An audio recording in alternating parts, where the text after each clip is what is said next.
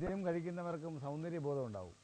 പക്ഷേ ഈ മദ്യം കഴിക്കുന്നത് കൊണ്ട് കുറച്ചു കാലം കഴിയുമ്പോൾ ഈ തൊലികളെല്ലാം ചുളുങ്ങി പെട്ടെന്നല്ല പ്രായം ആകുന്നതിന് മുമ്പ് തന്നെ ഇത്തരത്തിലുള്ള തൊലികൾക്ക് പ്രശ്നങ്ങൾ ഉണ്ടാകുന്നു. എന്തുകൊണ്ടാണ് അത്തരത്തിൽ മദ്യപാനികളെ അത് ബാധിക്കും ദോഷകരമായി? അത് നേരത്തെ ഇവിടെ സൂചിപ്പിച്ചിട്ടുണ്ട്. അതായത് നമ്മളുടെ ശരീരത്തിന് ആവശ്യമായ ഘടകങ്ങൾ ഇങ്ങനെ അസിമിലേഷൻ കപ്പാസിറ്റി നമ്മളുടെ ആമാശയത്തിന് തന്നെ അത് കുറയുകയും അതൊന്നീ ഇങ്ങനെ ഛർദ്ദിച്ചത് പോവുകയും ഒക്കെ ചെയ്യുന്ന കാരണം ആ ഒരു അസിമിലേഷൻ കപ്പാസിറ്റി നമ്മളുടെ ശരീരത്തിന് അത് കുറയുകയാണ് ചെയ്യുന്നത് മദ്യം ഉപയോഗിക്കുന്ന കാരണം.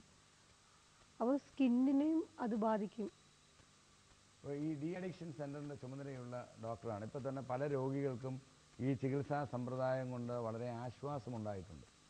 അങ്ങനെയാണെങ്കിൽ ഈ മദ്യപാനം ശീലമാക്കിയവർക്ക് സാധാരണയായി മറ്റുള്ളവരിൽ നിന്ന് കണ്ടുവരുന്ന സാമൂഹ്യമായ പ്രശ്നങ്ങൾ എങ്ങനെയാണ് വിലയിരുത്തിയിട്ടുള്ളത്? മറ്റുള്ളവരിൽ നിന്ന് ഇപ്പോൾ ഈ മദ്യം ഇവർ കഴിക്കുന്നതെന്ന് പറയുമ്പോഴത്തേക്ക് ഈ പലരും മദ്യത്തിലേക്ക് പോകുന്നതെന്ന് പറഞ്ഞാൽ ഒന്ന് പ്ലഷറാണ്, പിന്നെ രണ്ടാമതൊന്ന് പിയർ പ്രഷറാണ്, മൂന്നാമതെന്ന് പറയുമ്പോഴത്തേക്ക് സ്ട്രെസ്സ് അങ്ങനെയുള്ള ആങ്സൈറ്റി അങ്ങനെ വരുമ്പോഴത്തേക്ക് അതിന് റിലാക്സേഷനാണ്. അപ്പോൾ ഇത് 3 ഘടകങ്ങളാണ് മെയിനായിട്ട് നമുക്ക് കാണുന്നത്. അപ്പോൾ ഇതിൽ നമ്മൾ ഇൻ്റർവീൻ ചെയ്യേണ്ടതെന്ന് പറയുമ്പോൾ ഇതിനകത്ത് കൂടുതൽ കൗൺസിലിംഗ് ആയിട്ടുള്ള ഭാഗമുണ്ട്. അതായത് ബിഹേവിയർ മോഡലും ഉണ്ട്, മെഡിക്കൽ മോഡലും ഉണ്ട്. 2 രീതിയിൽ നമുക്ക് അപ്രോച്ച് ചെയ്യാം. ബിഹേവിയർ മോഡൽ എന്ന് പറയുമ്പോഴത്തേക്ക് അതിനകത്ത് കൗൺസിലിങ്ങിനോ അല്ലെങ്കിൽ സൈക്കോളജിസ്റ്റിനോ അല്ലെങ്കിൽ അവർക്കാണ് കൂടുതൽ പ്രാധാന്യം വരുന്നത്. ഈ മെഡിക്കൽ മോഡൽ എന്ന് പറയുമ്പോഴത്തേക്ക് നമ്മൾ മെഡിക്കൽ ഇൻ്റർവെൻഷനാണ് കൂടുതലായിട്ട് അതിനകത്ത് വരുന്നത്. പിന്നെ ഇതിൻ്റെ സ്റ്റേജ്, അപ്പോൾ ഈ വിഡ്രോവൽ സിംറ്റംസ് വരുമ്പോഴത്തേക്ക് ഇവരിൽ എന്തെങ്കിലും രോഗങ്ങൾ ഉണ്ട് എന്നുണ്ടെങ്കിൽ ആ രോഗങ്ങളെയാണ് ആദ്യമേ ചികിത്സിച്ച് മാറ്റേണ്ടത്. ആ രോഗങ്ങൾ എന്താണെന്നുള്ളത് നമ്മൾ മനസ്സിലാക്കുക, ഇൻവെസ്റ്റിഗേറ്റ് ചെയ്യുക. അത് കഴിഞ്ഞിട്ട് രോഗങ്ങളെ ആദ്യമേ നിർത്തിയതിന് ശേഷം മാത്രമേ നമുക്ക് ഇവരെ ഡി അഡിക്ഷൻ എന്നുള്ള ആ ഒരു പ്രക്രിയയിലേക്ക് നമുക്ക് കൊണ്ടുപോകാൻ പറ്റുള്ളൂ. അപ്പോൾ ഇതാണ് നമ്മൾ അതിൻ്റെ അപ്രോച്ച്. അപ്പം കൗൺസിലിംഗ് ആണ് ഏറ്റവും കൂടുതൽ ആവശ്യമെന്നുണ്ടെന്നുണ്ടെങ്കിൽ അവരെ കൗൺസിൽ ചെയ്യും.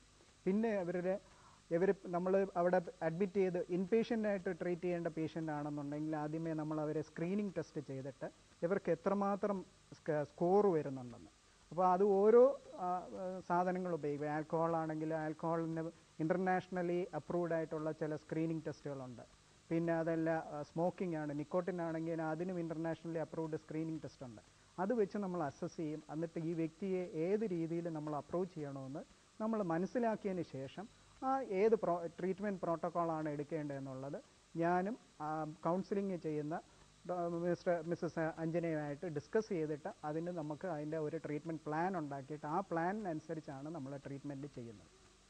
ഇത്തരത്തിൽ വരുന്ന രോഗികളെ സംബന്ധിച്ചിടത്തോളം അവരെ പറഞ്ഞു ഇത്തരത്തിൽ ഒരു മദ്യപാന ആസക്തി ഉണ്ടാകണം, അല്ലെങ്കിൽ അതിനൊരു അടിമത്വം ഉണ്ടായിക്കഴിഞ്ഞാൽ അവരെ സംബന്ധിച്ചിടത്തോളം അവരുടെ പശ്ചാത്തലം വളരെ പ്രധാനപ്പെട്ടതാണെന്ന് മനസ്സിലാകുന്നു. ഇപ്പോൾ രോഗിയുടെ കുടുംബ പശ്ചാത്തലവും സാമൂഹ്യ പശ്ചാത്തലവും സാമ്പത്തിക പശ്ചാത്തലവും ഒക്കെ അടിസ്ഥാനപരമായി വിലയിരുത്തി, അതുപോലെ തന്നെ ഒട്ടേറെ അസുഖങ്ങളുണ്ടാകാമെന്ന് പറയുന്നു. ആ അസുഖങ്ങളെ സംബന്ധിച്ചിട്ടുള്ള മറ്റ് റെക്കോർഡുകളുമൊക്കെ പരിശോധിച്ചതിൻ്റെ ശേഷമാണോ ഈ ചികിത്സ നിശ്ചയിക്കുന്നത്? ആദ്യം അവരുടെ ഫാമിലി ഹിസ്റ്ററി നോക്കും. കാരണം ഹെറിഡിറ്ററി ആയിട്ട് ആർക്കെങ്കിലും ഉണ്ടെങ്കിലോ അല്ലെങ്കിൽ അവരുടെ ഫാമിലി സിറ്റുവേഷൻ ഫിനാൻഷ്യൽ പ്രോബ്ലം അങ്ങനെ എന്തെങ്കിലും ആണോ എന്നറിയാൻ വേണ്ടിയിട്ട് അങ്ങനെ ഒരു അസസ്മെൻറ്റ് ആദ്യം ആവശ്യമാണ്.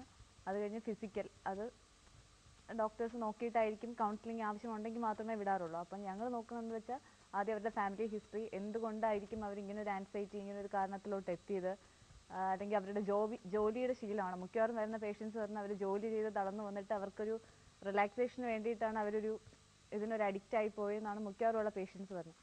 അതല്ലാതെ ഇപ്പം കാണുന്നുണ്ട്. കാരണം നല്ല ജോലി പൊസിഷനിലിരിക്കുന്ന ആൾക്കാരും ഇപ്പോൾ ഈ ട്രീറ്റ്മെൻറ്റിന് വരുന്നുണ്ട്. അപ്പം ജോലി ഒരു കാരണമല്ല, അവരുടെ ഫാമിലി സിറ്റുവേഷൻസും അവരുടെ മനസ്സിൻ്റെ അവസ്ഥയാണ് ഇതിനൊരു മെയിൻ കാരണം. പൊതുവേ ഇത്തരത്തിലുള്ള ഡി അഡിക്ഷൻ സെൻ്ററിൽ പോയി കഴിഞ്ഞാൽ ആളുകൾക്ക് ഇപ്പോൾ ഒരു ആശങ്കയുണ്ട്.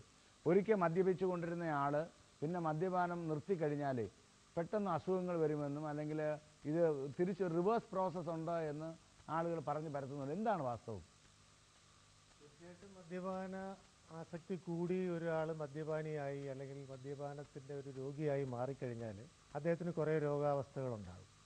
തീർച്ചയായിട്ടും മദ്യപാനത്തിൽ നിന്ന് അദ്ദേഹത്തിനെ നമ്മൾ വിഡ്രോ ചെയ്യുകയാണെങ്കിൽ, അല്ലാതെ ഉപേക്ഷിക്കാൻ ശ്രമിക്കുകയാണെങ്കിൽ തീർച്ചയായിട്ടും ആ ഉപേക്ഷിക്കുന്നത് കൊണ്ട് അതുവരെ ശരീരം ട്യൂൺഡായിരുന്ന ഒരവസ്ഥയിൽ നിന്ന് മാറ്റം വരുമ്പോഴത്തേക്കും അപ്പോഴും തീർച്ചയായിട്ടും കുറേ രോഗാവസ്ഥകൾ അദ്ദേഹം ഫേസ് ചെയ്യേണ്ടി വരും. മദ്യപാനത്തിൽ നിന്ന് മാറ്റിക്കൊണ്ടുവരേണ്ടതാണ് നമ്മുടെ ചുമതല. മദ്യപാനശീലത്തിലേക്ക് വിട്ടുകഴിഞ്ഞാൽ അത് കുടുംബത്തിനും സമൂഹത്തിനും വളരെയേറെ ദോഷമുണ്ടാക്കും. അതുകൊണ്ട് നിങ്ങളുടെ സമൂഹത്തിലുള്ള മദ്യപാനികളെ കണ്ടെത്തുക, അവരെ മദ്യപാനശീലത്തിൽ നിന്ന് വിമുക്തരാക്കുവാനുള്ള സമ്പ്രദായത്തിൽ നാം പങ്കാളികളാകുക. അങ്ങനെ ലഹരി വിമുക്ത കേരളം എന്നുള്ള സ്വപ്നം സാക്ഷാത്കരിക്കുക.